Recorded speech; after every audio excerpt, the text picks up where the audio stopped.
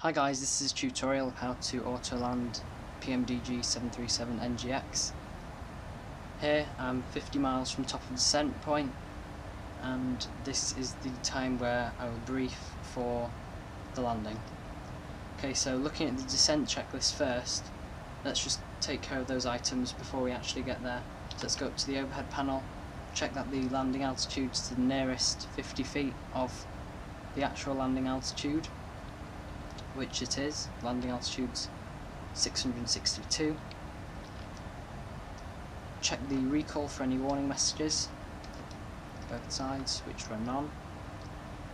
Check that the auto brake is set to the required setting, 1 for long runways, 2 and 3 for shorter wet runways. Today it will be 3. Landing data, go to the flight management computer, approach reference page, double click along the required flap setting and VREF speed, and it will be entered into the flight management computer. And finally, the approach briefing. So today it's going to be at Leeds Bradford Airport, runway 32. Frequencies for the ILS 110 less than 19. Set that in both nav1 and nav2 radios.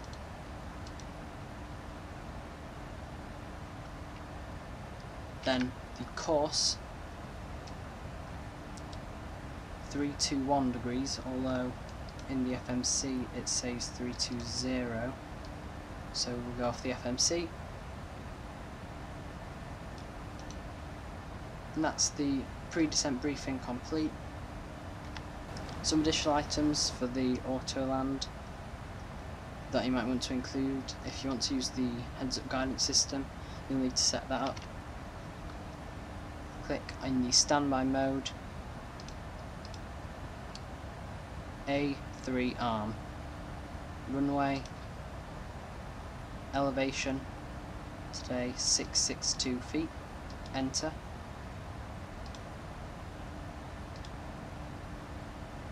Runway length 7381 feet, enter. So that's both entered. Glide slope -3 degrees. Check that it should be on a Cat 3 approach 3 degrees, to make sure that's set correctly as well. Also, the top ICAS screen should be in compact mode, so then you don't have to keep looking down to the bottom. You can just cycle that by pressing the engine buttons. And also, briefing for later on in the approach, the use of the APU to provide a backup power supply as well. Those are the additional items for the Autoland. Okay, I've now commenced the descent into Leeds Bradford, set the initial approach altitude into the MCP. It's descending VNAV path, and check up how it's doing on that using the VSD vertical situation display, and also the glide path, which is calculated by the FMC, as in where we are in relation to our planned descent. I've set the decision height to 0 for this category 3B approach. I'll just explain the different types of Autoland approaches. Category 2 is a minimum decision height of 100 feet, and that won't have the rollout guidance, it'll just have flare and command enunciated. Category 3A, you can get down to a lower height of 50 feet above the runway, but again that won't have full rollout guidance. But this approach will be the full Cat 3B with a decision height of 0, and will have rollout and flare enunciated, and we'll also have the land 3 status here instead of command.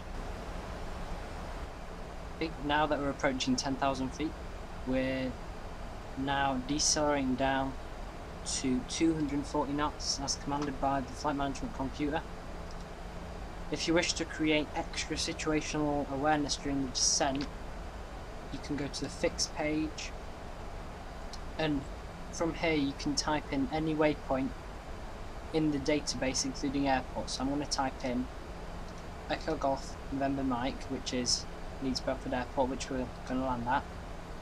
That's our current radial and distance from it, but also to display them on the screen I can type in various distances away. For instance, 35 miles comes up with a ring for 35 miles, 10 miles for the final approach, and 4 miles for when we need to be finally fully set up for landing.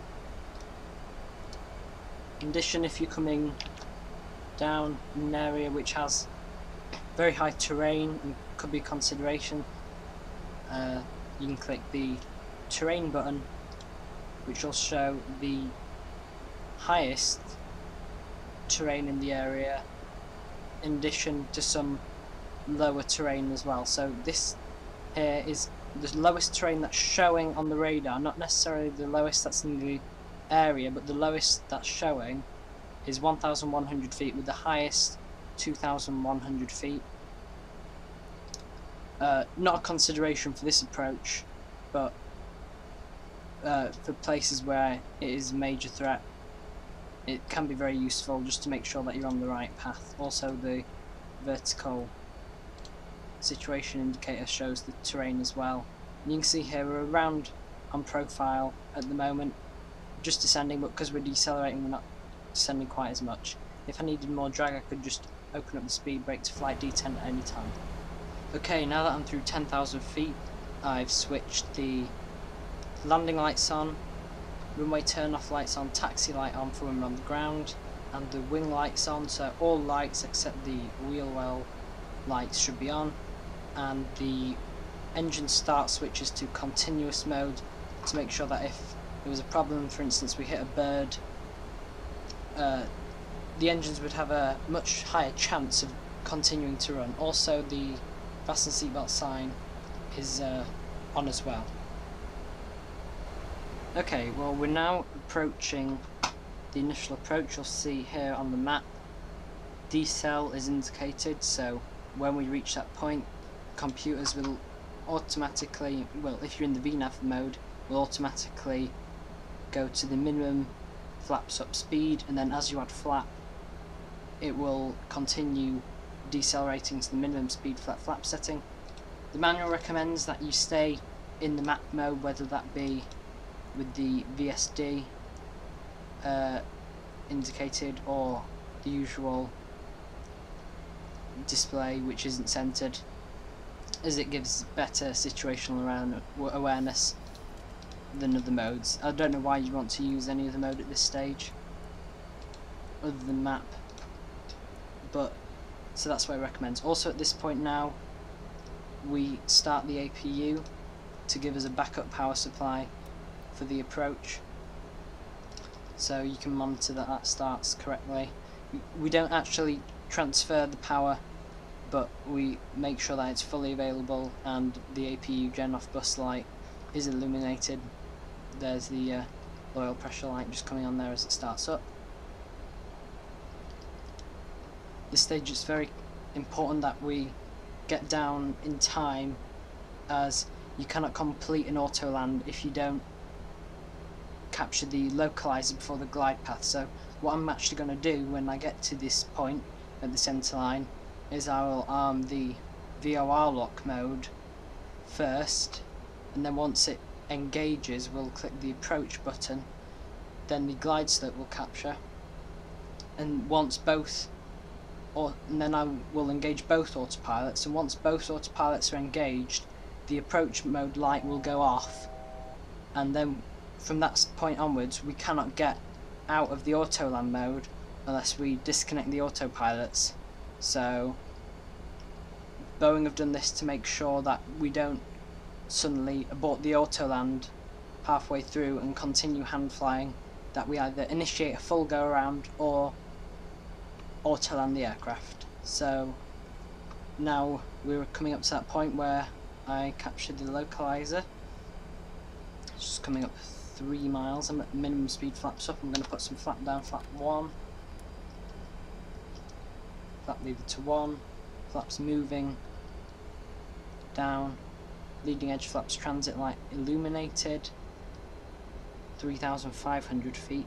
I'm slightly above now the glide path on here, so I'm going to put some speed brakes out in order to make sure.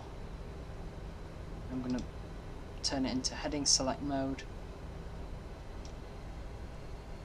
to make sure we don't go too far into the approach, because otherwise, like I say, I will be intercepting the glide path from above. Currently 9 DME. At 7.1 DME on this approach, I need to be at 3,000 feet, so it's slightly a close call. Flaps 5, still the speed brake out.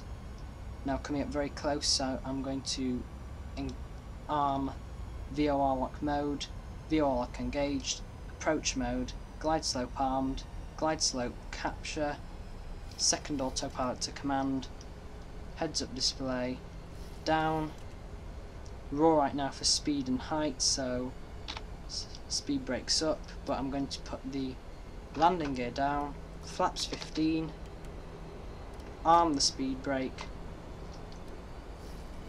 landing checklist, which is engine start switches, continuous, speed brake is armed, green light, landing gear down, 3 greens, flaps still to come down to 30, so now you'll notice that I'm controlling the speed. It's MCP speed enunciated, so I'll select down to the minimum speed flap 30, it's 15, sorry, and now selecting flaps 30, and now it's down to VREF, which is on here 142 plus 5, which is 147 knots.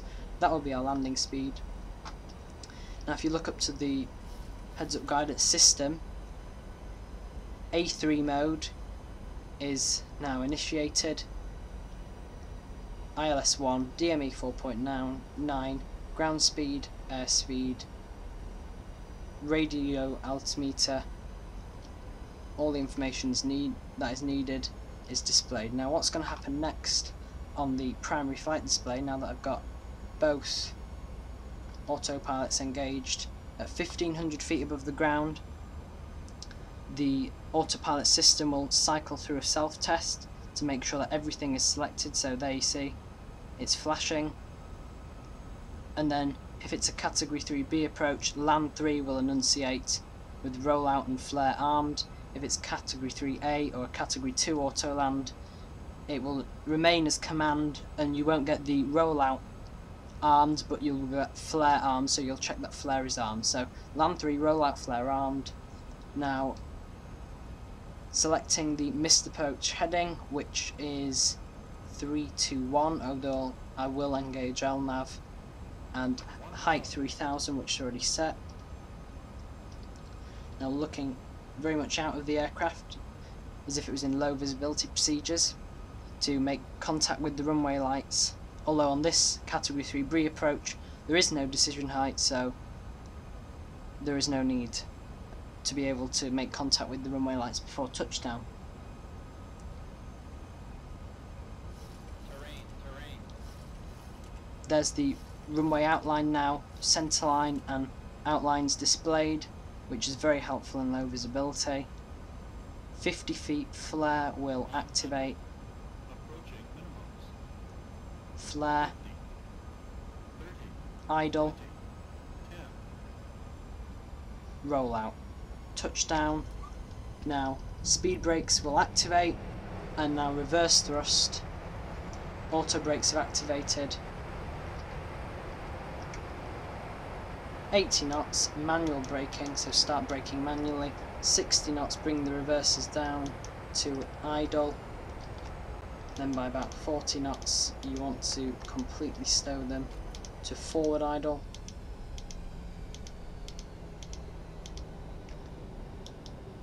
And now at taxi speed, disengage the autopilot, and you'll see the command bar to steer the runway centerline is now moving off to the left, which in low visibility could be used to steer the runway centerline, stow the speed brakes, clean up the aircraft, cancel the auto brake, and do the after landing procedures. Hope this tutorial was helpful. It's my first one. Thanks for watching.